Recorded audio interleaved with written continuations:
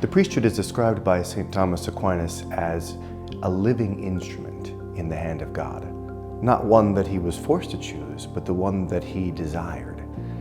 And so a vocation is born by Christ choosing someone and lifting that man with his own consent into his hand, and it's an instrument that he never lets go of. And a vocation to the priesthood is never about just the man. A vocation to the priesthood is about serving the life of the church. So a vocation to the priesthood requires the love of God, not only for the individual who's discerning, but the love of God that he has for his people. Seminarians and vocations are always very positive because it's forward-looking, it's about the future, and it's very easy to be excited about young men potentially giving their lives in service for the church and service to our Lord and to all the lay faithful who are here in the diocese. It's a cooperation between God and man. It's us doing our part by praying for vocations and supporting the young men and saying, you could be a good priest. Have you ever thought about that? Because most of us never see it in ourselves first. It requires somebody else to look at us and say, you'd be a good priest. It's because of those interactions with the faithful, with the seminarians, with the priests of our diocese, that more and more young men are responding. If we want to have sufficient priests for the future of our growing diocese, we have to pay attention to promoting and encouraging vocations to the priesthood. Lay people are very important to encouraging vocations, most especially parents. It's so very important that parents do what they can to protect their children from the terrible influences in our world today. But at the same time, teach your children how to love God. A child should be raised in a home where the faith is ubiquitous. The faith is an everyday reality. It's like the air we breathe.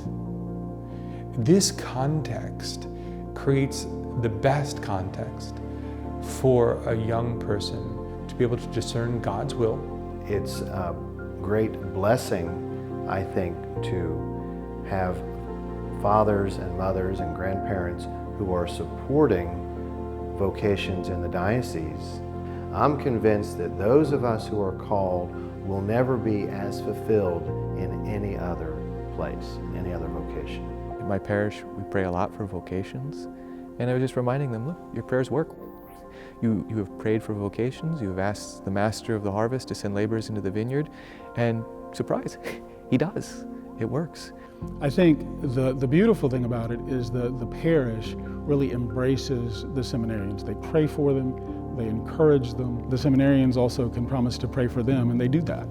And they take them into their intentions every single day because they know that they'll be serving them one day. It's a very mutual relationship. It's one that I think brings a certain vitality to the parish because the parish is giving life to new vocations, which in the end will support the church for decades to come. This seminary stands in the heart of a new culture of vocations, which is developing and spreading throughout the diocese, and is a beacon to help other young people to have the courage not to be afraid, but to have the courage to respond to the Lord's call for their life.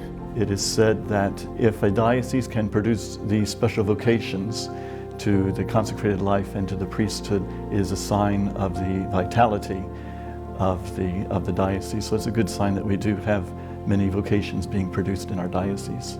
I suppose anyone is inspired when they see young people follow in their path, doing what they chose to do, especially something like the priesthood, which is now often revered, especially by young people.